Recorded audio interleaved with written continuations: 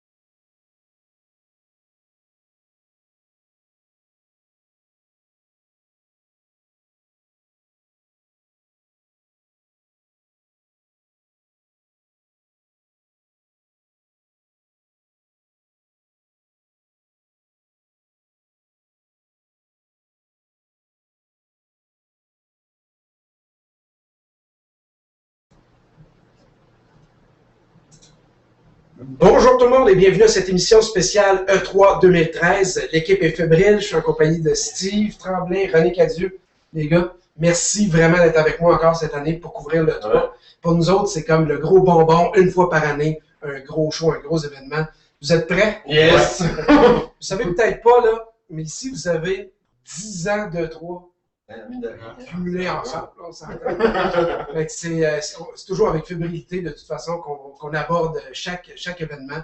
Donc, voilà, on va être ensemble pendant près d'une heure à peu près pour parler des différentes compagnies de jeux, Nintendo, Microsoft, Sony. Qu'est-ce qu'elles devraient faire, ces compagnies-là, cette année? On sait qu'on a un cycle de consoles qui change, donc ça soulève autant de questions que de réponses, puis on va en adresser, enfin, j'espère, plusieurs avec vous ce soir. Je voulais vous spécifier qu'on peut nous suivre également via Twitter ce soir. Donc, le hashtag, c'est évidemment hashtag E3GF. Yes. Ouais. Donc, vous tapez ça sur Twitter avec votre question ou vos commentaires. On a quelqu'un qui va nous lever la main, qui va nous faire signe. Et puis, on peut y répondre également. On est prêts. Steve et René sont armés et dangereux. Alors, avant d'aller plus loin au niveau des commentaires, les gars, je voulais faire un retour sur l'E3. Qu'est-ce que c'est le E3? D'abord, E3, ça veut dire Electronic Entertainment Expo, donc EEE pour E3. Et puis, c'est un événement donc, qui a lieu à Los Angeles, en Californie, dans un centre de congrès extraordinaire, vitré, immense, un superbe building sur à peu près une superficie de 3 terrains de football. Ouais. Fait qu'imaginez-vous une arcade de 3 terrains de football. Ouais. Il y a du bruit, tout ça, il y a du monde, c'est gigantesque.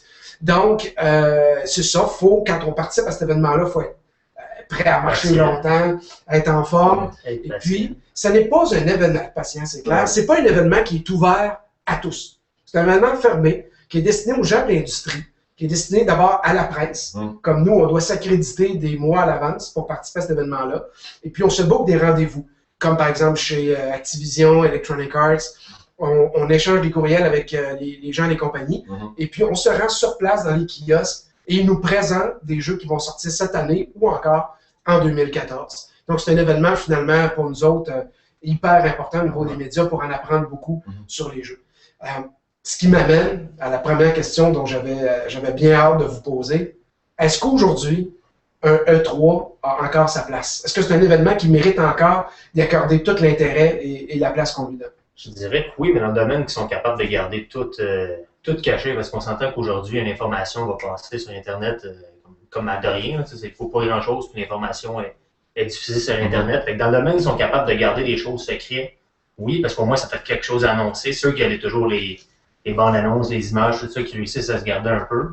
Mais je crois que oui, ça a sa place, puis c'est important quand même pour nous présenter ce qui est l'avenir des consoles et des jeux. Steve, même malgré les Konami, Nintendo par exemple, qui arrivent avec ses Nintendo Direct, les pré-E3, ces trucs-là, est-ce que pour toi, ça a encore sa place sur l'E3? C'est encore magique? Oui, je pense que oui. Puis en même temps, c'est bon point de vue que pour les compagnies, les développeurs, les éditeurs puissent se rencontrer. C'est comme un rendez-vous, tout le monde se retrouve, on peut discuter entre nous autres, la gang entre nous autres, hein, ouais, se travaille sur quoi. Puis Dieu sait qu'il y a beaucoup de trucs en coulisses qui doivent se passer dans ces choses-là. Outre le fait des jasettes, de gens qui se croisent dans le passage, « Hey, tu viens me voir tantôt, j'aurai une idée pour un projet, viens me voir. » Tu sais, c'est l'occasion que tout le monde, les développeurs, les éditeurs de partout sur la planète peuvent se retrouver et jaser. En quelque part. En fait, c'est loin d'être fou ce que tu dis parce que de toute façon, l'industrie du jeu vidéo a pris sa place au même titre que le cinéma, la musique ou autre. Ça veut dire qu'à quelque part, cette industrie-là a besoin de sa vitrine. A besoin encore de se montrer à la face du monde comme étant une industrie de milliards, de millions et peut-être de milliards, là, je ne l'ai pas quantifié. Donc, c'est ça. Ce qui revient un peu aussi en même temps qu'on parlait des conférences, une conférence de Sony ou de Microsoft qui va être là, parce qu'on ne peut pas dire Nintendo parce qu'il n'y en a pas vraiment de véritable, mais ça revient un peu avec ce qu'on disait du fait d'avoir une grosse exposure, un gros coup, voici ce qu'on présente puis tout ça, puis les médias plus généralistes qui sont là, qui ne présenteraient pas habituellement des trucs de jeux vidéo, là ils vont voir les images de la conférence, pouf, la PlayStation 4, la voici, là ça va passer à CNN, puis à TVA, à SCN, enfin de même. Ce qui ne passerait pas normalement, qui serait juste des trucs spécialisés ou juste sur Internet. Fait que tu sais, il y a vraiment une exposure autant des conférences que d'être le E3 comme tel. C'est gros, c'est important pour l'industrie. Parlons-en des conférences. Il y en a habituellement 3. Donc, évidemment, Sony, Microsoft, Nintendo. Ouais. Mais avec le temps, on en a vu apparaître des nouvelles. Ubisoft, Activision. L'an dernier, Ubisoft était génial. Ça a été une des meilleures conférences de presse l'an dernier. Des grosses annonces, un gros show. Puis ils ne nous avaient pas habitués à ça avant. On avait comme été un peu surpris. Cette année, comment, par exemple, René, comment tu as accueilli ça, toi, de la part de Nintendo, la stratégie de pas faire de conférence à l'E3? Est-ce que ça t'a surpris? C'est-tu logique dans la philosophie de ce que des graines que Nintendo avait semées? Techniquement, on dit qu'ils n'en feront pas. Ils vont quand même nous présenter leur Nintendo Direct, nous présente depuis quelques années. Fait qu'on peut dire que techniquement, ils vont nous en présenter une, mais pas en direct. C'est comme, tu sais, ils vont nous montrer du stock le 11 en Nintendo Direct. C'est ça, c'est préenregistré. Fait qu'ils vont nous montrer quelque chose, même encore là, enregistré, je ne sais pas jusqu'à quel point, je ne sais pas s'il y a du live qui est mis là-dedans, mais ça reste que c'est quand même décevant de voir qu'il n'y a pas de conférence telle quelle, parce qu'on s'entend que là-dedans, on apprenait des choses, on apprenait à découvrir. Mais si on sait que leur console est sortie en novembre, c'est comme si on pu nécessairement juste des jeux à montrer, pourquoi donner? Parce qu'on sait qu'une conférence, ils mettent le budget puis ils mettent le paquet côté argent pareil, fait qu'on sait que peut-être ça leur permet de sauver pour impliquer l'argent ailleurs, plus jeu peut-être. Ce qui est clair, c'est qu'une conférence de presse à l'E3, ça se chiffre autour des 5 millions de dollars. Ouais. Donc, c'est certain que tu as certainement des questions à te poser sur la pertinence de faire ça. Une vidéo avec le président de Nintendo qui parle dans son bureau avec ses gants blancs pour manipuler une console. C'est très, très dispendieux, on s'entend. Mais en même temps, si je peux me permettre, moi, j'ai assez mal interprété ça. Cette absence de Nintendo à l'E3 avec une grosse conférence, pour moi, j'ai interprété ça comme si Nintendo voulait pas affronter les autres compagnies de front et n'avait pas le matériel pour attaquer. Je sais dans mon fond que c'est pas ça. Sauf qu'à quelque part, ça fait ça. Ça fait ça. Parce que c'est un moment, comme on disait tantôt, pour étaler toute ta puissance et ta confiance. De dire, j'ai confiance en ma plateforme, à mes plateformes. Parce que dans leur cas, ils ont la 3DS, ils ont la Wii U. Donc, je voyais un peu ça. Mais en fait, Nintendo, on sent que c'est une compagnie qui a tenté de se rendre directement aux clients. Ouais. On a vu ça en 2012 beaucoup, puis depuis le début de 2013, où est-ce que Nintendo fait ses propres événements, tente finalement de passer un peu par-dessus les médias, là, nous autres. Puis, enfin, peut-on les blâmer? Je crois pas. Je pense que c'est certainement louable quand une compagnie peut se passer de... On verra ce que ça va donner. Si la décision était bonne, si on bien fait, si c'est un bon geste, on va le savoir dans le samedi. C'est ça. Messieurs, avant de parler proprement dit là, des trois, on a déjà commencé avec la Wii U pas mal. on va peut-être attaquer ça à fond. On a un cycle de console qui se termine. Celui-là aura été drôlement intéressant. Ça avait commencé tout ça en 2005 avec la Xbox 360. Pour vous imaginer le tout, j'avais une petite analogie, une petite façon moi, de vous représenter cette guerre-là de console qui s'est terminée. On pourrait dire, tiens, sur une course aux Jeux Olympiques, une discipline aux Jeux Olympiques, on pourrait dire que Microsoft a volé le départ. Ils sont partis, le coup de fusil, puis eux autres sont partis avant tout le monde. 2006, la Wii et la PS3 débarquent. Ils partent en même temps. Virage extérieur. Mais la Wii aborde tout ça comme si c'était un 100 mètres. Ils partent en fou, millions d'unités vendues, et la PS3 en arrière. Pas trop vite. Quelques erreurs au début. Stratégie douteuse. Pas de jeu. On s'en rappelle. Ça a été bizarre un peu comme lancement de l'introduction de la PS3. Mais le long terme, ce que ça a donné, c'est qu'on a vu que la Wii s'est essoufflée. La PS3, c'était un marathon. Donc une course de fond d'endurance. Et puis, ultimement, une des consoles qui sort, à mon avis, grand gagnant de ce cycle-là, c'est la PS3, qui a été capable d'améliorer son produit sans cesse, du début jusqu'à la fin. L'expérience en ligne a été meilleure, les jeux ont été meilleurs. La version du PS Plus. Exactement. Puis, je ne sais pas pour vous autres, comment vous l'avez abordé, cette guerre-là? Ben, tu sais, de voir déjà que Microsoft, au début, tu sais, ils sont partis fort, moins la PS3 arrive comme ça. Aujourd'hui, on voit les deux, je pense que les deux sont rendus à 77 millions, les deux, sensiblement. Puis la Wii à 99 millions, elle a arrêté, quoi, ça fait déjà... il faisait plus de jeux déjà au printemps, quasiment. Comme ça. Puis là, les autres, ben c'est ça. Non, je trouve ça le fun de voir ça comme ça. La PS3, justement, qui torche un peu plus, puis qu'il y en a plus dedans. En plus, on dirait qu'il y en a encore plus dans le ventre aujourd'hui par rapport à la Xbox qui avait l'air un peu essoufflée. Puis avec l'arrivée de la PS4, elle a un momentum. Effectivement. Je sais pas, au final, ben, on va voir à l'automne, mais aussi le point de vue de la vie de ça, ça va rester combien de temps? Tu sais, Microsoft qui disait, on pense encore dans les prochaines années, malgré le lancement de la Xbox One, de faire encore vendre 25 millions d'unités. Ça te prend des méchantes bonnes idées pour faire ça encore. Puis déjà, quand tu penses que, tu sais, comme on parlait d'un Grand Theft Auto 5, qui va peut-être prendre 4-5 DVD pour rouler, sur la Xbox 360, ça veut dire que pour valider le fait ou justifier de vendre 25 millions de consoles, on va diriger beaucoup vers le live.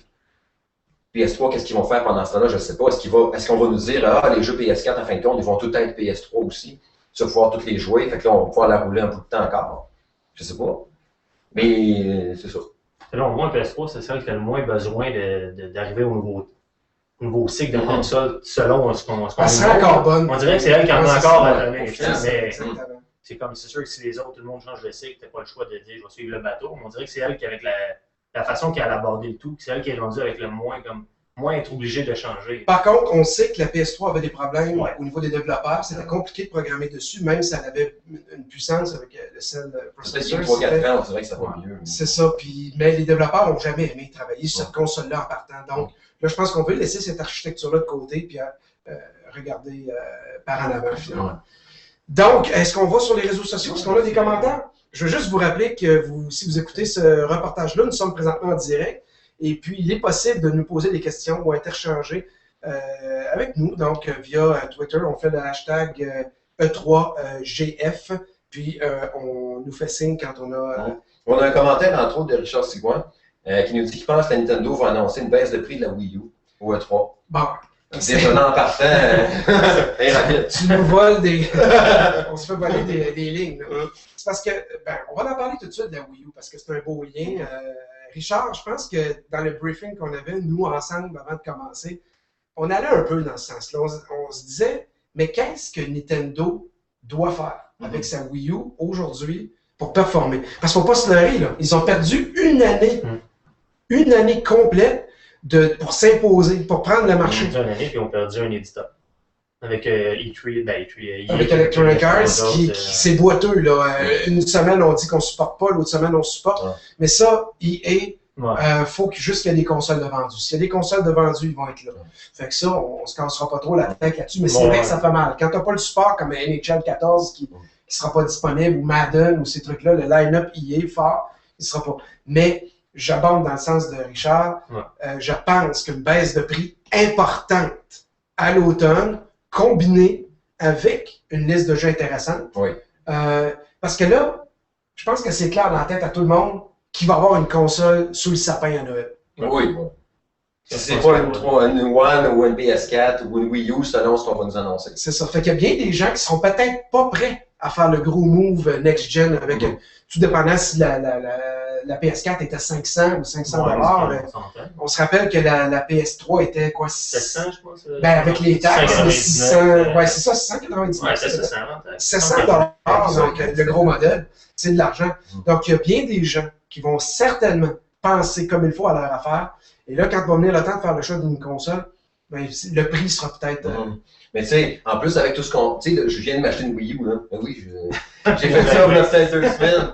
Tu sais, avec ce qu'on a annoncé... Non, attends. T'es pas le gars qui nous dit il y a un an que t'en veux pas. Oui, je sais. Ça prenait une raison. Ça prenait une raison. Depuis l'automne, vous me dites, on a fait des podcasts, on en a parlé, puis je l'ai dit. Ah non, pas vraiment, je sais pas, bof, il n'y a rien qui m'a vendu ça. Là, j'ai eu la conférence de la PS4 qui me dit, OK, plein de jeux super hot. La One, qu'on me dit, OK, notre console va faire ça, tu pourras écouter à la télé, voir des stats de basket, cool. Là, j'ai dit, j'ai l'impression que je vais avoir juste encore une console avec des jeux plus beaux, avec une meilleure intelligence artificielle. Oui, je vais les acheter, anyway, les deux, là. Mais j'avais le goût de jouer à un jeu vidéo. Tu sais, avoir le goût de me lever un matin, plus de bonheur, parce que je vais aller jouer à Mario Bros. Ou il y a 11h30, j'ai pas le goût d'aller me faire clencher à Call of Duty. J'ai envie de jouer à Trine 2, le Director's Cut. Excellent jeu. Mais j'ai envie de faire ça, tu sais. Fait qu'on dirait que là, je me suis comme dit, Nintendo, c'est ça, il faut me dire avec la Wii U, il faut me dire, on va offrir une expérience de jeu différente, donner le goût de jouer à un jeu vidéo, c'est d'avoir du fun à jouer. Puis Puis j'ai dit, OK, j'accepte ce que vous me dites là, parce que là, ce qu'on vient d'annoncer par Microsoft et Sony, j'ai le goût, mais c'est un peu du pareil au même. Fait que j'ai dit, OK, go, je le fais. Et décevez-moi pas, par exemple. Puis ils m'ont rien annoncé de nouveau comme quoi pour justifier, là, ça va super mal. Là. Mais j'ai fait, ah, ben oui, pourquoi pas, ça va mal, moi, y aller ici. Tant que là, tu sais. Mais en fin de compte, oui, je le comprends maintenant. Tu sais, c'est de jouer avec cette taponnée. Une demi-heure, même pas 10 minutes au eBay Game à l'essayer, c'est pas assez. Tu passes une soirée dessus, tu ça, tu y joues. Puis là, t'as du fun. Bon, la gamepad, elle capte pas bien loin, là. Mais à part ça, tu sais, c'est quand même cool, là, tu sais. Fait que, oui, c'est le temps. Tu sais, on l'a dit, là, justement, là, c'était le temps de faire du rattrapage. Si nous annoncent des trucs vraiment puissants au E3, puis on met, mettons, une baisse de prix de 50 ou un bundle de la mort qui tue, ou des jeux hot, merci. En même temps, tu vas être en dessous du sapin. Ben, toi, René, chez vous, ça fait longtemps qu'elle est rentrée au lancement. Oui, en 3 lancements, on a eu la badge de jeux qui ont fait au lancement. Est-ce que tu es encore branché? Oui, on sert encore moins souvent, je dois l'avouer, c'est sûr. Pour aller sur Netflix? Même pas. J'ai même pas rentré cette application-là, étonnamment, à 3DS, ça me sert juste à ça, mais étonnamment, celle-là, non. Je joue encore à me suis procuré, c'est le Sega Sony Store, ouais, c'est ça. Ouais, je cours. Puis, c'est quand même très, très potable. Là, quand je l'avais joué un peu sur Xbox, des démos, tout ça, tu arrives sur Wii U, tout est là, tout est le fun. Donc, c'est rapide. Et je dirais, oui, j'ai découvert une pelle de jeu qu'on n'avait pas joué. J'ai rejoué Darksider 2. Ça a juste été sur Wii U. Puis encore là, elle a quelque chose à offrir. C'est sûr qu'avec la nouvelle génération, tu fais comme à quoi s'attendre. Oui, mais ce qui est triste à travers ça, c'est que t'as Ubisoft puis t'as Sega. Ouais, il y a. Comme tierce partie. Il y a Rare Studios, sinon qui est parti. C'est tranquille dans ta barnouche, là. Mais ça nous ramène à l'E3 2013. Ouais. Là, on a dit qu'est-ce que Nintendo doit faire. Donc, on retient quoi? Le prix puis des jeux? Ça Oui, tourne à des peu jeux. près juste autour de ça. C'est un peu plate, tu sais. Ouais, Mais peut-être que Nintendo, s'ils font vraiment beaucoup de jeux à eux, tu sais, qu'on annonce en fin de compte un Metroid, le retour de Donkey Kong, je sais pas quoi, puis que là, on se dit, ah ouais, pas pire. Là, ils vont en vendre. Mais là, peut-être les tierces parties vont dire, ah ben, crème, mais en fin de compte, vous n'avez revendu tant de millions. Tu sais, là, on a 3,45. On tombe à Des grosses ventes à Noël, puis les éditeurs vont revenir. Ben oui, Parce qu'on sait que Nintendo était clair sur les histoires de validation de copies et ces trucs-là. Il n'y en a pas question. Nintendo n'embarque pas là-dedans. Donc, déjà ça, peut-être qu'on a combiné une baisse de prix, combiné tout ça, peut-être le fait qu'on a une console relativement ouverte, la bonne vieille tradition. On prend le jeu, on le met dedans, on loue, l'achat, tout ça. Fait que, puis il y a la boutique en ligne aussi qui fonctionne. Ouais, mais comparativement aux autres, on ne peut pas dire qu'elle fait le poids encore. Là, encore du chemin à faire. Moi, personnellement, ce que je trouve, c'est qu'elle a bien du chemin à faire. C'est dur de se retrouver, c'est dur. Ils ont fait un peu de mélange dedans, c'est sûr. Que là, c'est plus facile. Les produits en ligne, c'était en faire. Mais. Oui,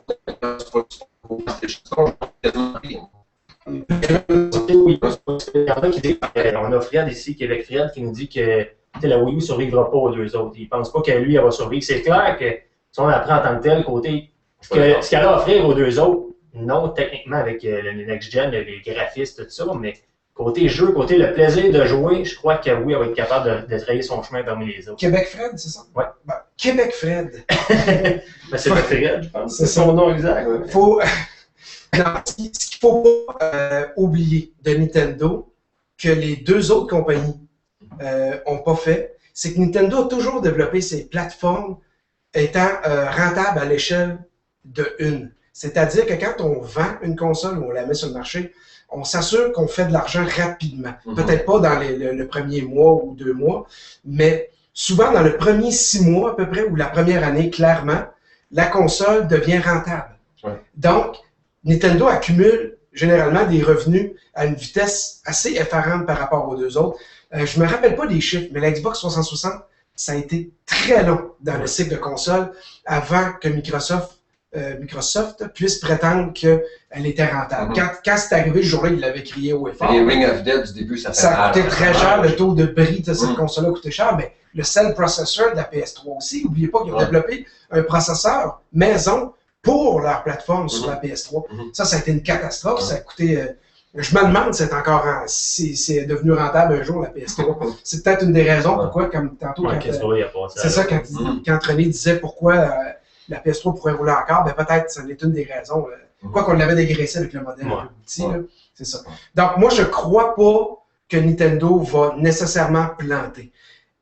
Disons que cette semaine, on en aura une idée plus juste Oui. avec toute l'histoire du blocage de jeu, l'achat-rachat, puis les obligations, puis ce que moi j'appelle en bon québécois le taponnage de l'enfer. Là. Ouais.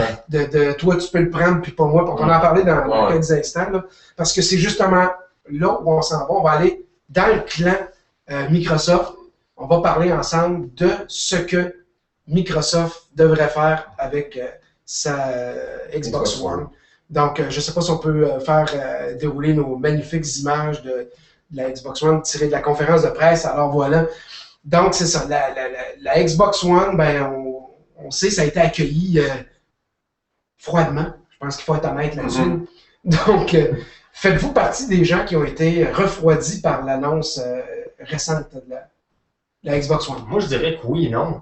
C'est comme, c'est sûr, ce que j'entends, je me dis, OK, oui, ça va être plate. D'un autre côté, c'est comme les jeux usagés, j'en achète à l'occasion, oui. Puis le côté d'être branché Internet, c'est comme le seul problème que j'ai avec ça, moi, c'est si jamais je perds mon accès à Internet, mettons, on parle d'Internet dans le ville, ou peu importe qu'est-ce qui arrive, j'ai pas accès à Internet pendant, je ne sais pas l'emmener au chalet, parce qu'au chalet, on s'entend en partant, il faut que j'emmène une télé HD pour pouvoir jouer de la qualité de la chose, il faut que j'emmène le filage, j'ai un paquet d'affaires à emmener, j'ai la laptop, la 3DS. T'es déjà rendu loin, René. Je pense qu'on devrait prendre peut-être 30 secondes ou une minute pour expliquer un peu certains des points sur l'histoire de la validation, parce que je pense qu'il y a peut-être des gens qui sont même pas conscients de ce à quoi l'offre Microsoft proposera avec sa Xbox One. D'abord, qu'est-ce qui est confirmé ou on pense qu'il l'est? C'est quoi? Une validation par 24 heures? Une validation, sinon, si jamais tu as le jeu, c'est aux 1 heure, je pense. Si le jeu est prêté, c'est aux heures. Si quelqu'un joue, non, si tu joues chez ton ami, c'est aux heures. Il va chercher à valider à chaque heure si c'est ta copie et les acquis. C'est ça. Tu as le droit à 10 membres de ta famille à qui tu peux partager ton jeu. Ça, c'est flou encore. C'est space un peu. C'est qui ta famille? Tu sais, tes frères, sœurs, cousins, cousines, grand-maman, grand-papa, mon oncle Roger. C'est qui ça? Puis ça marche comment? Comment tu t'identifies? Est-ce que je peux décider que toi, t'es mon frère? Puis que tu peux jouer aussi sur mon jeu? Tu sais que je t'aime comme un frère. Ouais, je sais. Fait que là, tu sais, puis est-ce qu'on peut jouer? Parce qu'il disait qu'on peut jouer, mettons, avec. Moi, je peux jouer à mon jeu. Puis un de mes 10 membres de ma famille peut jouer à mon jeu que j'ai aussi. Est-ce qu'il va jouer sur ma partie? Est-ce qu'il joue avec toi? J'en doute, ça serait spécial un peu. Tu sais, mettons, je suis rendu avec Gears of War au 8e chapitre. Lui, il reprend ma game puis il s'amuse à suicider tous mes bonhommes. Je me trouvais un peu poche. Il va dire, j'ai joué un peu avec Gears of War, j'étais avancé. Pas vraiment. Fait que tu sais, c'est tout ça. Puis en même temps, est-ce que l'ami ou le membre de ma famille qui joue, je peux-tu jouer en multi avec lui sur ma copie? On joue à Forza, mettons. Est-ce que on joue à Forza avec la même copie de jeu. Puis ça c'est une question. Puis en même temps, il nous parle aussi du concept du share. Je cherche le mot là, pour l'expliquer. Tu vas amener. Non, j'ai perdu mon point. Mais en tout cas, c'est ça. Ben, c'est comme on dit, on peut le donner, mettons, le jeu, je pourrais le donner à Fred une fois, je peux lui donner le jeu. C'est ça. Après ça, je ne peux plus rien faire avec. C'est comme la location, ça, au début, oubliez ça. Location, échange, j'ai oublié. Mais ça veut-tu dire que dans la location achat-rachat, le jeu va avoir droit à un seul cycle? Une seule fois. Ça, c'est pour Microsoft aussi, il faut bien spécifier que c'est juste pour les produits Microsoft. Là. Parce que là, on a laissé le choix à chaque éditeur de jeu de mettre ça en vigueur ou pas. C'est ce qu'il faut comprendre. Ça veut dire que Microsoft, en ce moment, a développé l'infrastructure pour bloquer ou non les jeux préjoués, charger ou non pour les jeux préjoués. Donc, tout ça est flou. Ça veut dire qu'on pourrait avoir, selon les humeurs des compagnies, 4 ou 5 méthodes demain. C'est compliqué. C'est ça qu'on se dit. Là. C'est ce qui est flou. C'est vraiment compliqué. Donc, je peux juste aller acheter mon jeu, jouer. C'est ça, comme dans le bon vieux temps. Donc, si je nous ramène à la question de base, on disait qu'est-ce que Microsoft doit faire à l'E3? Votre réponse serait quoi? Qu'est-ce qu'il doit faire? Éclaircir tout ça dès leur conférence de lundi. Puis ils nous font une belle page avec 10 points. C'est encore aussi flou. Mais c'est aussi compliqué. Tu peux faire ça, mais ça, non. Si ils vendent un peu trop fort, tu peux plus. C'est compliqué un petit peu, là. Les développeurs tiers, eux autres ont le choix. Mais vont-tu le faire, vont-tu pas le faire? Il disait que, mettons que je vais reporter un jeu au magasin, là, il dit en théorie, il n'y aura pas de frais, normalement, que le game ou quelque chose qu'il va pouvoir faire. C'est-tu vraiment ça? Il y a des places qui disent oui, des places qui non. Encore ça, le game, est-ce qu'il te le vend en fonction? Comment lui va savoir que, mettons, Fred, j'ai donné mon jeu à Fred, Fred va le vendre? Comment il va savoir que Fred est le deuxième utilisateur? Comment après ça, il va te le vendre en disant que c'est le premier utilisateur? Puis un jour, je l'ai donné à Fred, il a pu me leur donner. Non. Ça, je te dis, il ne peut pas te leur donner, puis toi, tu peux, mettons, tu décides d'aller le vendre, peu importe, celui qui va le racheter après, Et si vous avez 2 consoles à la maison? Ben, si j'ai 2 consoles, ils vont marcher avec mon cloud parce que le jeu sauvegarde ce qu'il y a du cloud en même temps.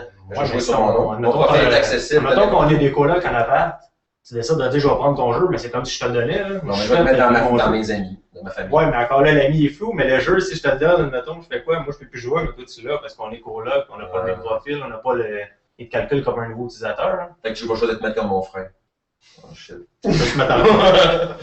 Donc, ce qu'on comprend, vous pouvez suivre avec la discussion qu'on a là. On sait pas où ça Même nous autres qui est habitués à ça. ce langage-là, là, je vous le dis, on comprend rien. Mm. C'est plein de mesures compliquées, puis ça, tu peux pas. Il y a des points clairs, mais les points clairs, ils laissent comme tellement de possibilités. Ils ont tout le temps comme un deux côtés, fait qu'on sait jamais vers quel côté qu'ils penchent. Puis tout ça, c'est pour contrer le piratage. Ah ouais, c'est clair. Ça.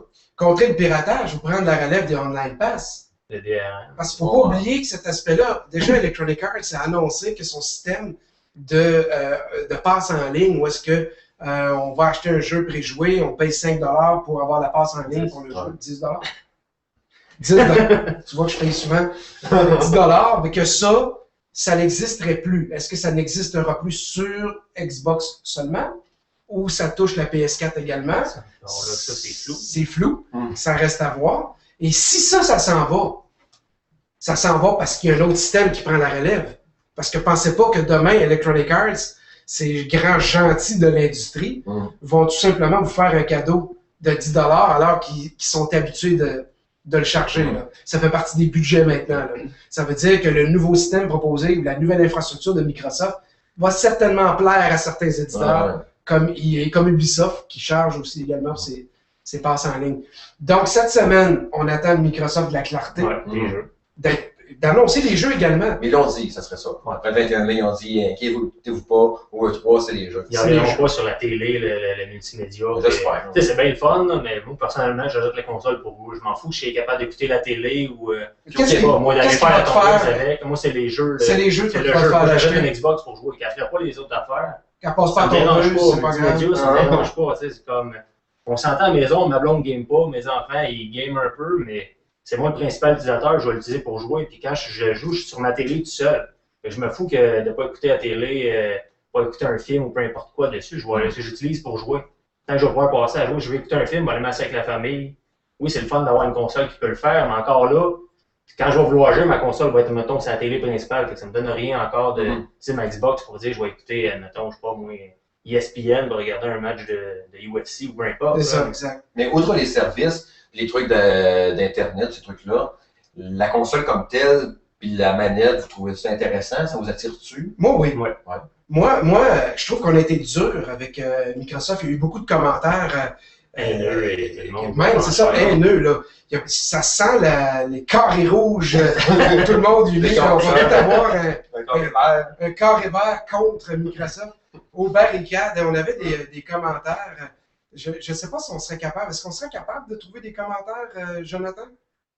On avait des commentaires sur la section Microsoft, dans le panneau Microsoft. J'avais préparé un tableau où est-ce qu'on pouvait voir des commentaires d'utilisateurs. On va essayer de vous trouver ça. Là, on est en direct. Je vais juste vous le rappeler. Attendez, on peut aller sur le média. C'est ça, je te coupe. Bon, le premier, ça sera pas long. Le premier truc qu'on vous montre présentement, c'est un tableau, donc à pointe de tarte.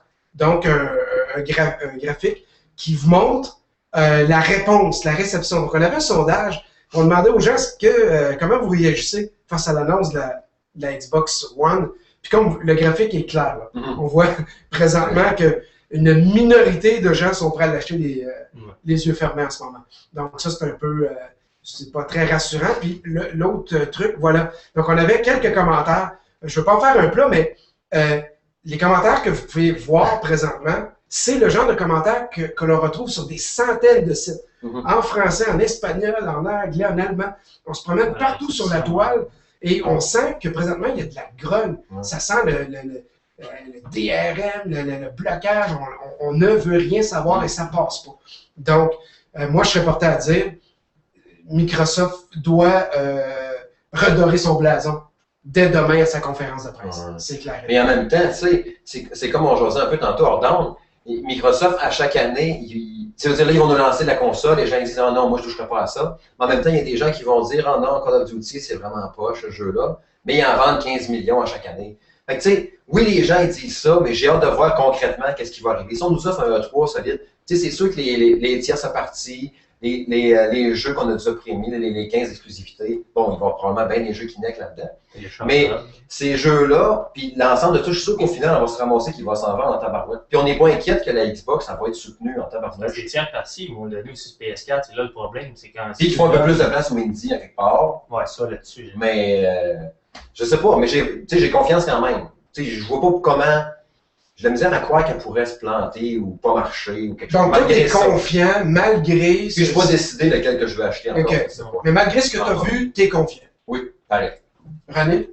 Ben, je suis confiant, mais je suis quand même conscient que la rage a l'air plus là, que la langue est plus là, qu'il me semble qu'elle a sorti de la 360, il me semble que ça a moins... ouais, mais elle était plutôt sympathique. C'était plus simple, c'était let's go, let's go. Même la PS3 était quand même bien reçue à l'époque.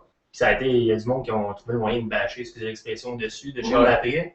Mais là, il me semble, la Xbox One, tout le monde, t'as même des fanboys Xbox qui sont comme la merde, moi je Non, moi c'est ça, moi je change de. C'est ça. Je m'en vais sur PS4, eux autres m'ont convaincu. Mais encore là, on dirait que tout le monde a sauté tout de suite aux conclusions. Puis, je veux pas passer tout de suite à l'autre sujet, mais la PS4 reste quand même floue selon moi encore. Oui, il y a des points qui ont été mis, mais avec toutes les promesses sont tenues, il me semble Microsoft ont tenu leurs promesses depuis chaque année. Puis encore, j'ai la même affaire que Steve, on en discutait, je sais pas quelle console je vais aller m'acheter demain matin. Parce qu'il disait, tu sais, à la PS4, on disait, ah, c'est plate, on a vu plein de jeux, on n'a pas vu la console.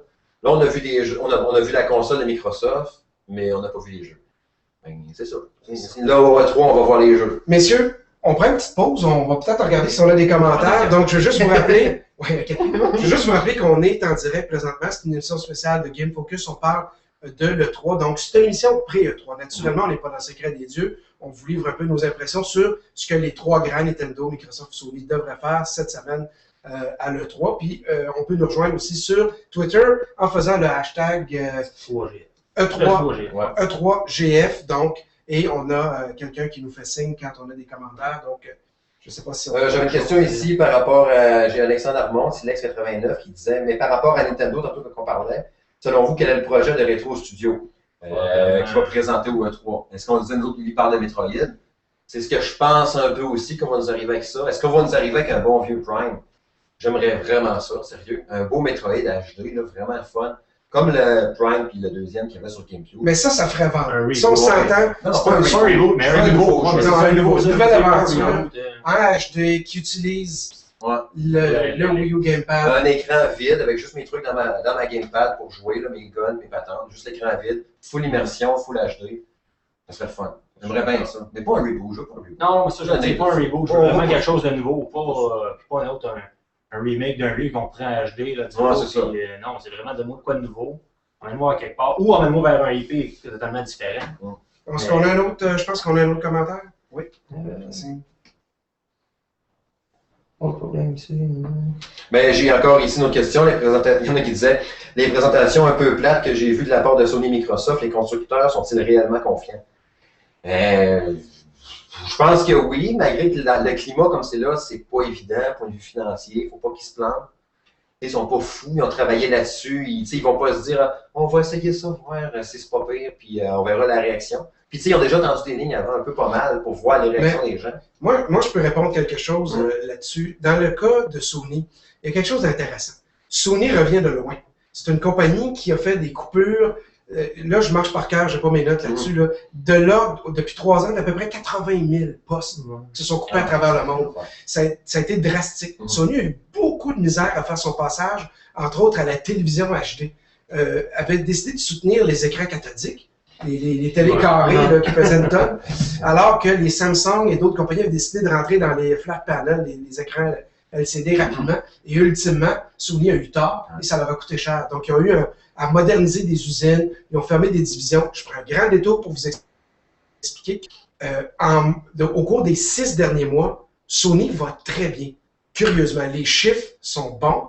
La compagnie, c'est timide, mais a terminé au dernier trimestre en profit. Et ce n'était pas arrivé depuis 3 ans. Donc, pour répondre à... Je sais pas... Oui, OK. Pour répondre clairement, je pense que Sony Sa conférence de presse était peut-être un peu terne puis tout ça, sauf qu'elle est quand même à l'image d'une compagnie qui a de l'air assez de savoir où elle s'en va avec sa PS4. Le vent dans les voiles quand même, revient de loin. Ça doit incarner le changement de cette compagnie-là, une grande synergie maintenant avec la division, les autres divisions de Sony. Avant, Sony travaillait en vase clos, ils ne se parlaient pas ce monde-là. Puis là, depuis que Kazera est impliqué un peu partout, on sent que les Sony se parlent partout. Et je pense que, c'est mon avis, je pense que ça va se sentir dans la PS4 définitivement. On a aussi, pour revenir à la Xbox One, on a Charles Sigouin qui nous dit l'autre problème aussi, c'est l'installation sur le disque dur. Du moment où on manque de place, c'est sûr que sur la Xbox One. L'installation des jeux. Par contre, Richard, il ne faut pas oublier qu'on nous permettra d'avoir des périphériques USB supposément à volonté et le cloud. Un coup, le jeu fini, c'est sûr, des fois, tu as tendance à l'effacer s'il ne sert plus à rien. Mais même à ça, c'est vraiment avec le cloud et les autres périphériques, on va trouver moyen de trouver de la place. Et ça va être long en plus. Ben, 500 gigs, c'est quand même assez. Non, mais je veux dire, maintenant, je me suis acheté un jeu, là, puis il faut que je l'installe avant de jouer. Ah, c'est sûr, oublie de jouer tout de suite, je pense pas qu'on puisse arrêter. Déjà, quand le jeu PS3, c'est fun, déjà. Tu sais, t'arrêtes avec PS3, tu dis bon, je vais jouer à ça, je viens de me l'acheter. Si le jeu date d'un mois, déjà, deux mises à jour de 3-4 Non, moi, quand j'achète un jeu PS3, je ne prévois pas jouer le même soir. Je vais vous emmener le point. Je l'installe, puis je prends une bière, j'en reviens. Amener l'autre point, mais il vaut mieux avoir l'installation au début. Puis pas avoir de chargement, ou avoir des chargements entre les affaires. Ça dépend du temps de chargement. Mettons, on parlait de Last of Us, si je peux me permettre de prendre l'exemple. Avant chaque affaire, il y a un chargement, puis il est long. Là. Je pense que j'ai le temps d'aller me faire un café, revenir, puis quasiment prendre ma douche des fois. Un coup, ça arrive, il n'y a rien, aucun changement que je me promène n'importe où dans l'épisode, si on veut. Tu peux faire ce que tu veux, tu n'as aucun ralentissement, rien. Ben moi, René, je répondrai à ça, et à Richard en même temps. Je n'étais pas un adepte de la sauvegarde, de prendre mon disque, de sauvegarder. Et je le fais systématiquement maintenant. Donc, pour moi, ça ne fera plus de différence. J'ai adopté ça à cause de ce que René dit. Ça nous rend tellement la vie plus simple. Et écoute, j'ai pas un disque dur de 500 GB sur ma Xbox 360 et je manage avec ça. Je réussis à fonctionner assez bien avec ça. Fait que, je sais plus si c'est de 20 GB. T'en parles de 20 GB? Battlefield 3 prend 12 GB, elle dit ça. Donc, toi, c'est les clés USB dans le tiroir. C'est le festival du... la clé USB. C'est quel centre jeu? Il y a sur celle-là, mais la clé numéro 36. C'est du taponnage, c'est sûr. Mais regarde, j'ai fait quoi? 6 ans maintenant? Bon, 3 sautages, mais ça n'a pas rapport. Mais quand même, tu sais, c'est ça. Donc, si vous avez des questions, vous aussi, vous pouvez naturellement nous les poser sur Twitter, donc en faisant le hashtag E3GF. C'est peut-être possible aussi, directement sur la page web, sous l'article, peut-être qu'on va aller voir si des gens ont pris ce chemin-là pour commenter directement sous la vidéo sur Game Focus. On a, avant de passer à PS4, je sais que tu as d'aller là, on a Eric Richer qui nous demande la propriété des jeux, le jeu Kinect, la position de Kinect, est-ce que ça va imposer sur le prix, mettons, ça va être plus cher à la sortie. D'après moi, le Kinect est prévu dans le prix, puis je pense pas que ça fasse monter le vente, qu'il l'enlève pas, parce qu'ils veulent te vendre le produit inclus dedans. Ça, c'est une question vraiment intéressante, puis on a failli pas l'aborder. Je trouve ça le fun, merci de l'avoir posé. Kinect sur la Xbox 360 valait 150$ à part, ou à peu près. Donc, on peut présumer que c'est clair que Kinect 2.0 vaut pas moins. Non, la caméra est meilleure, puis elle voit dans le noir. Exactement. Donc, c'est clair que sur le prix de votre console Xbox One, c'est garanti que Kinect est ventilé dans le prix. Donc, si ça se vend 500$, la console, ou 550$, vous allez déduire qu'il y en a à peu près 150$ qui va systématiquement... Une console de 300$, c'est encourageant. Oui, mais ça, il y a des façons de le faire. Peut-être que l'architecture choisie permet de faire des économies également à Microsoft. Mais moi, là-dessus, je sais qu'il y en a qui ne sont pas contents de ça, d'être obligés de se payer Kinect. Mais moi, je vais répondre à l'inverse. C'est exactement ce que Microsoft devait faire. Exactement. Si tu veux être certain que les développeurs vont s'intéresser à ton périphérique, rends-le obligatoire. Comme ça, c'est certain que les gens vont développer dessus. Les gens ne veulent pas développer avec un ratio de 1 sur 20 ou 1 sur 40 ou 1 sur 100, comme c'est peut-être le cas présentement, c'est pas pire. Mais avec un ratio de 1 au lancement, un développeur comme Ubisoft est sûr que 100% des propriétaires d'Xbox One ont une Kinect, ça change tout. Mais Et en même temps, ça ne veut pas dire que ça va être des grosses fonctionnalités. Ça peut être très minime, genre L'audio, le des micro. menus ou des Le croissants. micro, tout simplement. Ouais. Il y en a qui vont probablement y aller à fond, 50% des trucs, tu peux les faire à Kinect, puis d'autres, ça va être juste justement naviguer des menus, des choses comme ça. Puis en même temps, les développeurs, quand ils ont eu le téléphone, puis en meeting, ils attendaient d'avoir un téléphone de Microsoft, puis ah oui, en fin de compte, le Kinect est obligatoire. Tu sais, il y en a peut-être une couple qui ont comme fait, bon, un taponnage de plus. Tu sais, peut-être un peu ce qui fait que la Wii U, des fois, ils se disent, ah, il faut trouver des trucs pour mettre avec la gamepad, c'est un peu plus compliqué, tu sais. Fait que c'était peut-être en même temps, ils se disent, ils reçoivent ça, le truc de Kinect, ils font comme, ah, ça. Mais la valeur ajoutée, encore une mais fois, on va voir si moi, au ce que final- j'entends comme une manette, la télécommande, on est content de l'avoir qu'on l'a. Il pourrait dire, on ne vend pas de télécommande, la console est moins chère, achetez-vous vos manettes vous-même. Kinect, tant qu'à moi, je le prends comme une télécommande qui me donne. Oui, peut-être qu'il est chargé dans le prix, mais la manette est sûrement chargée dans le prix aussi. Mais C'est comme on s'entend, c'est sûr que la manette est 60$, Kinect va être 200$, mais tu sais, je le prends comme il t'impose ça, oui, mais nécessairement monter le prix, Ouais.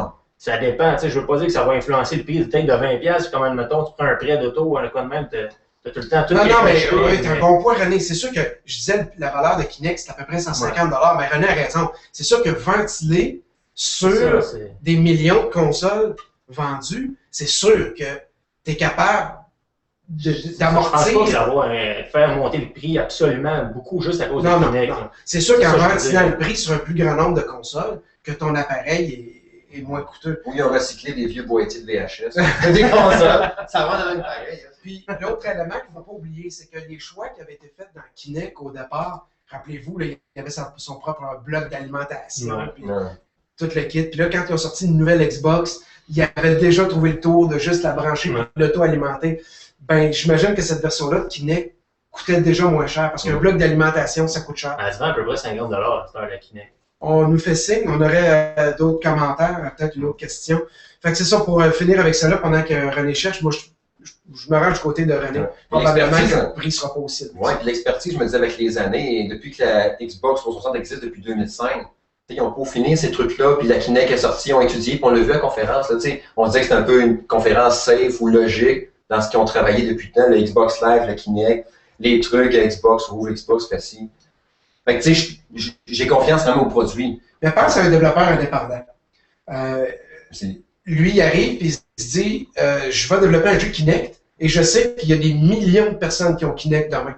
Fait que peut-être qu'on va se ramasser avec des jeux fort intéressants puis qu'on n'aurait jamais eu parce que les autres ont une chance de faire plus de revenus. Tout à coup, leur bassin d'utilisateurs Il veut pas, il est là. Fait que tu diras C'est pas, il va peut-être l'acheter parce qu'il y a Kinect. Il va C'est acheter ça. Kinect, tandis que là, il est là, Kinect est là. Fait que tu dis, il y a des plus de chances qu'il l'achète que la personne qui va être obligée d'acheter Kinect et le jeu. Puis en même temps, le développeur, il va peut-être. Mais ce qui est touché un peu aussi par rapport aux indépendants qui pourraient être tentés d'aller vers Kinect ou quelque chose comme ça. Le fait qu'il ait fusionné. Tu sais, mettons, ils nous disent, mettons, qu'il y a moins de place les indépendants qui sont plus vers Sony, mettons. Mais là, puis en plus, la refonte, de la manière qu'on voyait un peu avec le nouveau dashboard, le côté indépendant est fusionné avec le côté game. Fait qu'il peut peut-être être un peu perdu dans tout ça. Là. Je sais pas, tu sais, s'il se dirige un peu comme ça, justement. Tu sais, si Kinect va aller chercher un peu, donner le goût à des indépendants, en les mettant un peu à travers le tas de games qu'il faut faire que tu fouilles un peu plus. Tu sais, c'est vraiment touché. Ils sont confiants, mais quand même, ben, c'est ça, le 3 va servir à ça. Exactement. Peut-être la question, Ouais. puis on va enchaîner sur La la question, question. c'était le Fred qui nous demandait si on ne trouvait pas que le 3 oubliait les joueurs PC. Dans le fond, Oui, c'est clair. c'est mais clair. plus Pour là, on y dit être que allé ça- souvent, je vais te confirmer, le 3 est pas très PC en partant, mais le PC est là, est clairement là. Je me rappelle de mes éditions où j'étais allé, où il y avait la Phantom, il y avait une espèce de console de PC qui n'a jamais vu le jour. Il y a des périphériques qui sont là Ouais, aussi. le Mais il ne faut droit pas encore oublier à que l'hardware. Blizzard n'est pas là aussi. Non. Il y a des compagnies, c'est ça, il y a des compagnies qui visent d'autres événements pour promouvoir les jeux PC. Donc, chaque compagnie qui a des jeux PC, comme Electronic Arts ou Activision, c'est un petit coin dans leur kiosque. Mais bon Il y en point. a quelques-uns, comme les autres années, il y avait APB, Bullet Point, là, des jeux qui ont. Non, il y en a qui toujours. free-to-play, il y en Il y en a a d'autres, mais il n'y en a toujours. pas beaucoup. Il y en a comparé aux toujours. autres, Mais si on dans un c'est kiosque, ça. sont un peu moins. Mais il n'y a pas des LAN. Tu sais, l'exemple, puis je vais terminer là-dessus parce qu'on doit enchaîner. On nous faisait signe que le temps file. Des événements comme le PAX, le Penny Arcade Expo, il y a des parties LAN, c'est ouvert au public. Et là, les joueurs PC se déplacent plus pour des événements grand public comme le PAX C'est assez probable. En tout cas, ils vont nous vendre des bêtes, puis c'est tout. Sur quelques jeux, mais. Messieurs, Mais les jeux PC, dans le fond, ils se ramassaient plus au milieu. Tu sais, le bout qu'on marchait, justement. La chose là-bas, puis le bout en des deux. au corridor, dans le Juste des murs en haut. Là, c'est ça. faut évidemment PS4. conclure avec la PS4, on ne peut pas l'oublier. La PS4, conférence de presse en début d'année, ça avait été un show apprécié pour la plupart, certains pas. On a vu dans les commentaires tantôt d'ailleurs quelqu'un qui nous a dit qu'il l'avait pas vraiment apprécié. Mais si on regarde à l'échelle, je vous dirais mondiale, la conférence de presse de Sony a été bien accueillie. Donc, on nous a présenté une console pour joueurs hardcore, pour les gros acheteurs. Parce que n'oublions pas que les gens qui achètent des jeux vidéo, ce sont des joueurs comme nous autres ici. Ce sont des gens qui peuvent acheter un jeu par semaine s'ils veulent, 2 s'ils veulent. Le budget jeu vidéo, il est là. C'est un budget important au niveau familial sur 12 mois. Ce qui n'est pas le cas, par exemple, pour la clientèle qui était touchée par la Wii à l'époque. Où est-ce que la majorité, dans un sondage, la majorité des gens utilisaient encore Wii Sports, qui était livré avec la console. Fait que, tu sais, c'est pas évident.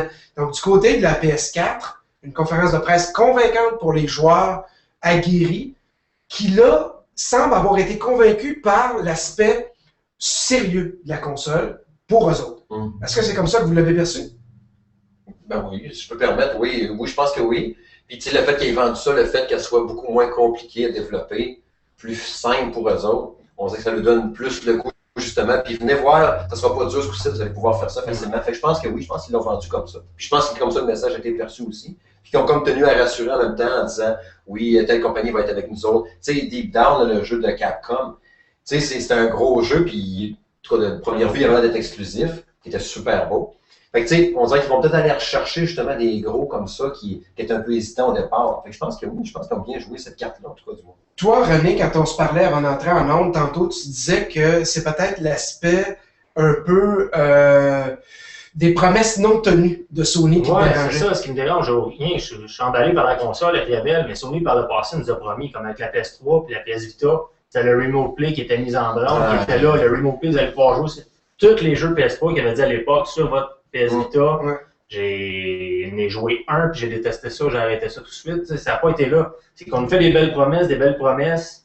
Il me semble, au cours des années, sont longues avant d'arriver. Tu sais, je dis pas qu'ils ne font pas, juste qu'ils prennent tellement de temps à y arriver qu'on les oublie, ou que ça passe un moment, ils nous arrivent avec ça, comme la Remote Play revient pour la PS Vita. On leur promet la même chose pour la PS Vita. Là, techniquement, avec l'architecture, ça devrait être plus facile. En fait, ils sont allés plus loin. Sony a même certifié que 100% des jeux PS4 seraient jouables sur la PS Vita si ils ne tirent pas profit de la caméra. Donc, de la détection de mouvement et tout ça. Donc, on verra, c'est encore des promesses. Si c'est vraiment ça qui se fait, le salut de la Vita passe par là, effectivement. Parce que là, ça veut dire, parce que là, les jeux, vu qu'ils n'en ont pas beaucoup fait, puis ça n'a pas l'air de marcher, super bien, ce concept-là. Si ce truc-là de Geikai, jouer avec les jeux PS4 dessus, c'est ça qui va la justifier. On peut avoir même un bundle qui vont nous annoncer Vita PS4 dans le même à 700 cucs. Ben, pourquoi pas? Ben, je verrai ça, éventuellement. Toi, es-tu de ceux, Steve, qui pensent que la PS4 avec la PS Vita pourrait être un émule de Wii U? Est-ce qu'on pourrait, à ce E3-là, donc pendant la conférence de presse de Sony, montrer des jeux à jouabilité asymétrique avec lesquels on prendrait la PS Vita? Forcément. Oui, tu t'attends à ça? Oui, je m'attends à ça. Mais j'espère, en tout cas, que ça ne va pas nécessiter d'avoir une nouvelle PS Vita. Parce que ça, je m'en vraiment ça aussi, on disait. Un groupe. Non, j'espère que non. L'impression d'avoir été floué, pas près. Non, c'est ça. Puis là, tu m'as donné 42 jeux, puis on en fait une nouvelle. Non, il faut garder Sony garder la même vie. S'il vous plaît. Parce que console pour console, c'est un peu l'enfant pauvre, là, mais c'est pas vrai. C'est une excellente console. Mais elle est boudée, là. Oui, parce que c'est un produit de qualité, là. C'est bien fait, c'est solide, puis c'est ça. Souvent, les jeux, mettons, de Sony, ils nous ont offert de la qualité quand même. Il n'y a pas grand jeu de Sony qui a été fait par Sony sur la PS3, qu'on peut dire. C'est sûr qu'on va dire que c'est le même cas avec toutes les consoles, mettons Nintendo ou Microsoft, mais on voit qu'il y a de quoi dans le ventre, qu'elle a encore de quoi dans le ventre de la PS3. Fait que c'est sûr que la PS4, on va s'attendre à quelque chose qui. En partant, on va d'avoir un flash, là. La manette de la PS4, justement, avec le petit écran, là, peut-être bien ça qui va nuire au trip de vouloir dire, comme on voulait faire tantôt, d'être un émule de la Wii U, là. Parce que là, le petit écran, il va en avoir un dans la manette. C'est pas un écran. Ah non, c'était juste le truc dans C'est une surface tactile. Ouais, il y a une surface tactile. Pour permettre de flipper les pages comme sur un iPhone. Fait qu'en théorie, il n'y aurait pas ça. Exactement. Moi, tu sais, des étoiles de ninja, des cossins comme ça. Ouais, Mais c'est ça. tu verras pas. Tu vas pas tourner les pages dans un jeu comme Uncharted. 4, tu vas pas gratter des trucs. Gratter, Ouais. Emmener l'autre jouabilité, mais je dirais, je sais pas, moi pour la PS4, c'est sûr que je suis confiant, il a emmené quelque chose, c'est sûr qu'on a hâte de l'avoir ce qu'elle a l'air, parce qu'on n'a pas encore vu, contrairement à Microsoft, on n'a pas vu ce qu'elle a l'air. Ouais, moi, naturellement, je veux une date, je veux un prix, je veux des ensembles clairs, et je veux vous dire d'autres choses aussi. Et je veux vous dire, je suis déçu d'une chose. Si tantôt je vous ai dit que c'était une bonne idée, que suite à un commentaire d'un lecteur, que Kinect soit inclus avec la Xbox One, j'ai su que Sony avait reculé sur l'idée d'imposer la détection de mouvement avec la PS4. Ce qui veut dire que ce ne seront pas, chaque console ne sera pas livrable avec la caméra puis le PS Move. Et je suis pas d'accord avec ça parce que c'est le même raisonnement que j'avais tantôt. Si on veut développer puis pousser les développeurs à faire des jeux intéressants qui vont tirer profit, il fallait l'inclure avec. Mais là, il y a eu un peu de chialage, puis des gens qui ont eu peur de payer trop cher pour leur plateforme, puis à juste titre, là, on s'entend. Mais moi, je crois que ça va dans la catégorie des erreurs. Ça doit être là, tout ou rien. Ça passe ou ça casse. Si c'est une demi-mesure, les gens ne l'achèteront pas. Et s'ils ne l'achètent pas, on se ramasse à une personne sur 100 qui achète la détection de mouvement de la PS4, la détection de mouvement de la PS4 ne passera pas. On s'entend déjà que Move est pas mal mort. Pas mort, mais. J'ai vendu la semaine passée. T'as Wonderbook qui. Ah oui, t'as vendu PS Move, pendant qu'il donne encore des. Ouais, c'est ça, j'ai 7 ans. C'est comme t'as rien, hein, t'as pas grand jeu qu'ils vont utiliser, t'as quelques jeux comme. Wonderbook. Wonderbook, c'est ça, je te dis, t'as lui, t'as quelques jeux de sport aussi qui te permettent de frapper puis d'avoir la. Harry Potter. Ouais, on n'en parlera pas. C'est ça, t'as rien, t'as aucun produit de qualité techniquement récent avec la Move. Fait que c'est le côté plate. Ils ont montré des belles choses lors de la présentation de la PS4, comme le genre de jeu de modelage. Maintenant, puis toi, ça a-tu l'air de fun un jeu avec ta Move? Et ça rejoint un peu ce qu'on disait tantôt par rapport à Microsoft qui disait, on parlait de Kinect justement, qui vont comme, ils l'imposent, t'as pas le choix, puis comme le gars il fait, mais Just Dance, c'est le fun. Non, mais tant qu'il y a le développeur qui dit, merde, il faut que je fasse tous des jeux avec un truc Kinect. Là, ils ont dit, oui, c'est ça. Si tu veux faire des jeux pour nous autres, t'as pas être inquiet, Microsoft, nous autres, on va torcher, on va vendre des consoles, blablabla. Tandis que là, Sony, ils ont appelé le gars, ça te dérange-tu? Ça paraît des jeux. C'est pas mal les autres. Non, mais des trucs Move. Fait que là, le développeur, il a reçu ça, puis il a fait comment? T'es obligé d'avoir des trucs de Move avec la manette. Mais ça vous dérange? Ouais, pas fou, Bon, ok, ça sera pas obligé. Fait que là, tu sais, on se ramasse que là, c'est ça que ça fait, là, ici. Bon, mais ça nous ramène à la question, est-ce que Sony a trop peur de déplaire? Il y a une stratégie de ça. Je pense que là, ils ont regardé beaucoup ce que Microsoft ont fait, puis là, en ce moment, ils se mettent des beaux gants blancs comme Nintendo, puis ils font attention, ils essayent de paraître... Peut-être qu'au final, les développeurs, ils sont peut-être pas si confiants que ça. Tantôt, quand on parlait, je disais oui, ils sont confiants, mais peut-être pas tant que ça, en fin de compte. C'est ça. Il y a peut-être un doute dans ça. De l'autre côté, comme tu disais tantôt avec ta petite histoire Sony, ils viennent de loin, ils veulent peut-être pas aussi se replonger dans le trou tout de suite. C'est comme...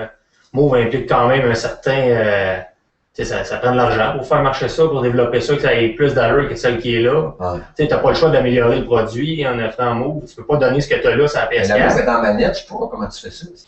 Tu peux pas tirer une grenade avec ta manette. Ben, ça le fait un peu techniquement, comme des fois tu bouges, tu utilises le C-Axis, les affaires-là, ils font bouger la manette. Ouais, mais là, ça va être pas la grenade, tu vas faire ça de même. Tu vas au tennis avec ta manette. Mais c'est un peu comme ce que René dit. Ils reprennent ce qu'ils avaient essayé avec le Six-Axis, qui était un flop total. Je pense que c'est un peu ça qu'ils veulent reprendre. Le visage de Move ne ressemblera pas à lui qu'on a vu là. Ça ne sera pas un bâton de hockey, une épée ou quelque chose. Tu vas voir avec ma DualShock 4 dans les mains à la tenir par une poignée. Ben oui. Tu vas aller une mitraillette de même par le gars. Un Gatling, ça serait cool, un gros Gatling gun à 2 points. Messieurs, je pense qu'on a fait pas mal le tour des 3 grandes compagnies. Cette semaine, donc c'est le 3, on va suivre ça pour vous autres. On va avoir des nouvelles, on s'installe sur nos ordinateurs dès ce soir, on va couvrir ça. Il y aura encore 2 autres lives, au moins 2 autres lives, un peu différents de celui qu'on vient de faire ce soir. Donc, retenez après la conférence de presse de Sony et après la conférence de presse de Microsoft, on va se réunir les 3 encore une fois et on va discuter. Cette fois-là, ce sera une rencontre pour vraiment décortiquer en français et échanger avec vous autres sur ce qui aura été dit dans la conférence de presse. Donc, ce sera autre chose. On vous invite à nous suivre. Je vous rappelle pas les heures et tout ça. Je vous dis que c'est lundi que ça se passe. Donc, le 10 juin. Allez sur le site. Tout est bien écrit. Puis s'il y a d'autres commentaires, on va peut-être aller sur Twitter dans les minutes qui suivent. On va sûrement revenir aussi après la Nintendo Direct, la Nintendo sûrement. Des gros choses. Après le Nintendo Direct, on va peut-être aussi suivre le site, on va peut-être arriver live. Mais retenez que le 3, ça se passe sur game-focus.com. Donc c'était Fred Laroche, Steve Tremblay, René Cadieux, tous de Game Focus. On vous remercie d'avoir été là. Puis on se retrouve évidemment tout au long de la semaine pour la semaine du jeu, la grande semaine. Ouais.